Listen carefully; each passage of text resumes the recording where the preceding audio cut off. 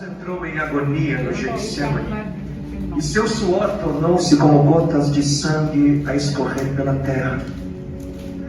O único evangelista que relata o fato é um médico, Lucas, e o faz com a precisão de um clínico. O suar sangue, ou hematidrose, é um fenômeno raríssimo.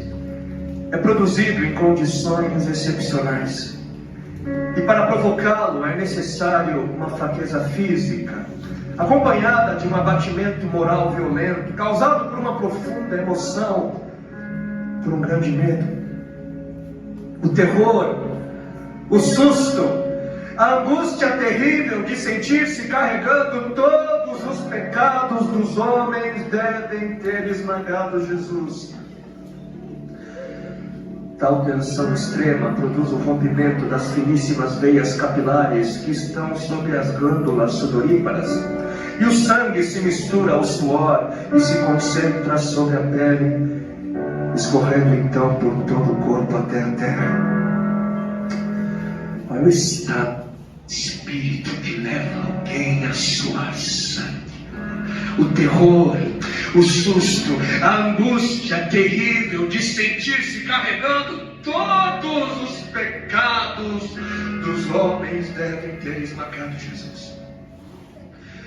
Conhecemos a farsa do processo preparado pelos líderes religiosos, o envio de Jesus a Pilatos e o desempate entre Herodes e Pilatos. Pilatos teve que ceder.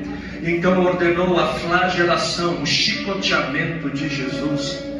Os soldados despojam Jesus, tiram a roupa de Jesus e o prendem pelo pulso a uma coluna do pátio.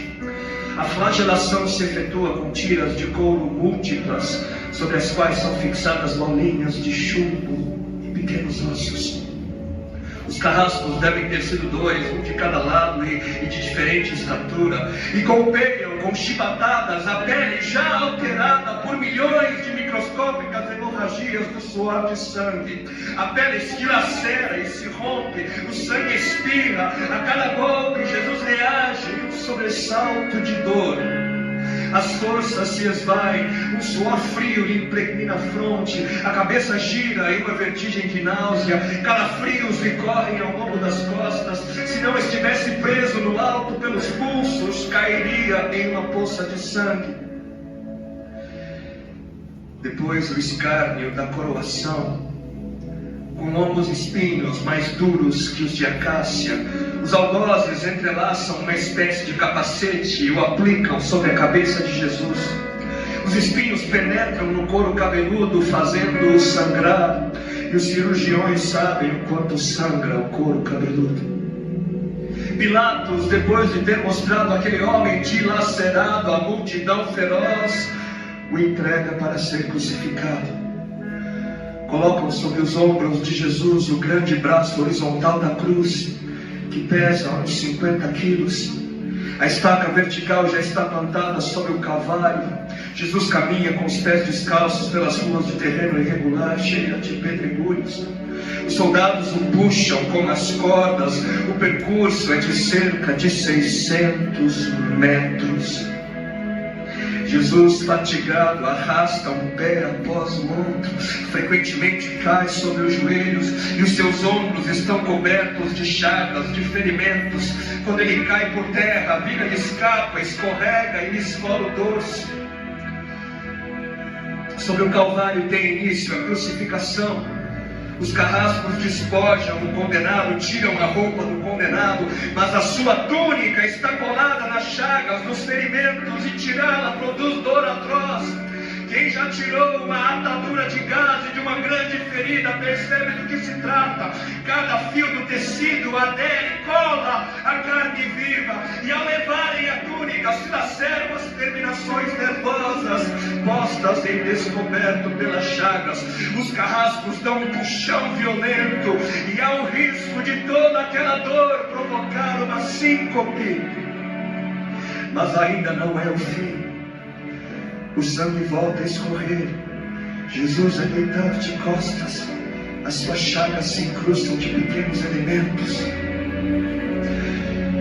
Depositam sobre o braço horizontal da cruz os algozes tomam as medidas. Com uma broca é feito um furo na madeira para facilitar a penetração dos pregos. Os carrascos pegam um prego, um longo prego pontudo e quadrado, apoiam-no sobre o pulso de Jesus e com um golpe certeiro de martelo o plantam e o rebatem sobre a madeira.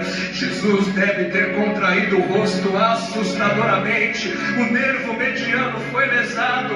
Pode-se imaginar aquilo que Jesus deve ter provado: uma dor lancinante, agudíssima, que se difundiu pelos dedos, espalhou-se pelos ombros, atingindo o cérebro.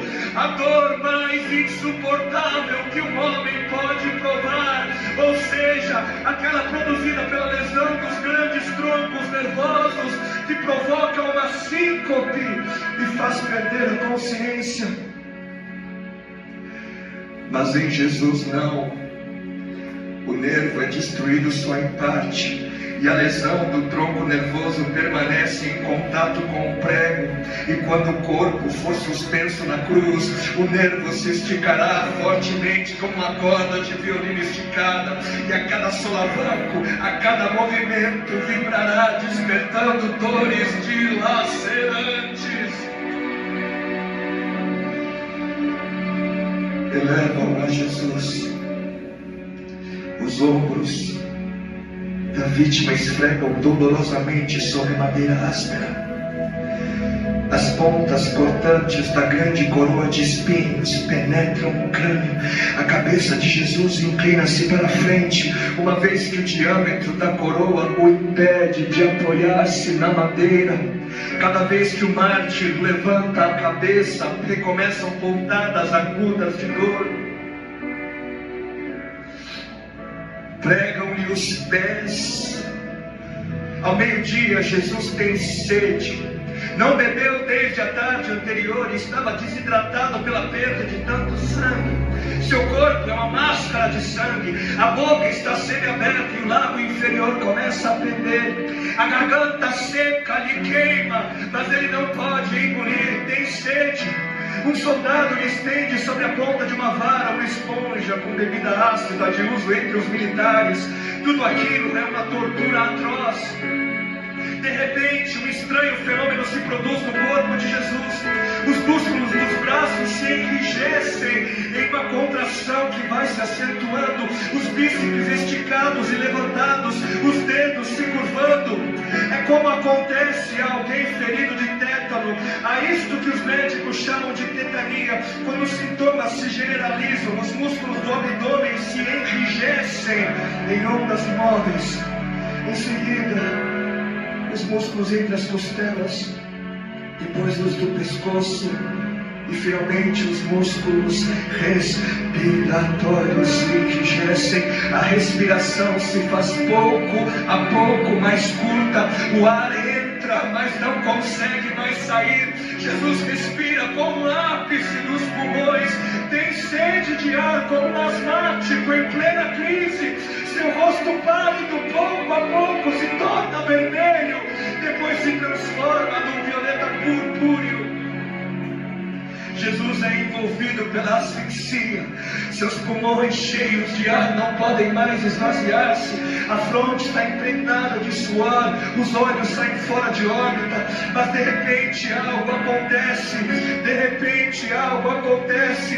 Lentamente, como um esforço sobre-humano, Jesus toma um ponto de apoio sobre o prego dos pés. Ele esforça-se a pequenos golpes, se eleva, aliviando a tração dos braços.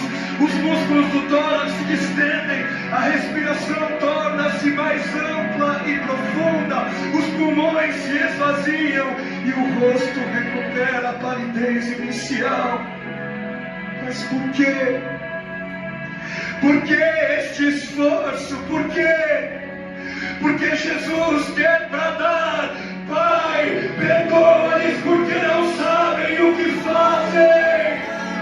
E logo em seguida o corpo de Jesus começa a afrouxar-se de novo e a asfixia recomeça. foram transmitidas 7 frases pronunciadas por ele na cruz, e cada vez que quer falar, ele deverá elevar-se, tendo como apoio o prego dos pés. Inimaginável! Atraídas pelo sangue que ainda escorre e pelo coagulado, enxames de moscas unem ao redor do seu corpo, mas ele não pode enxotá-las.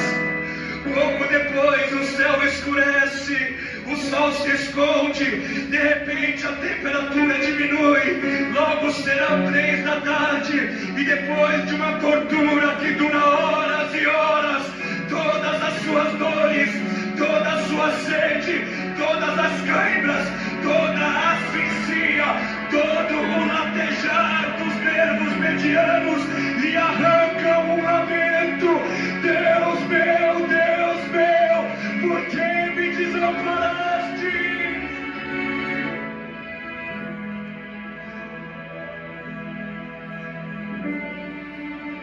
Jesus grita: está consumado! E em seguida, num grande brado, diz: Pai, nas tuas mãos entrego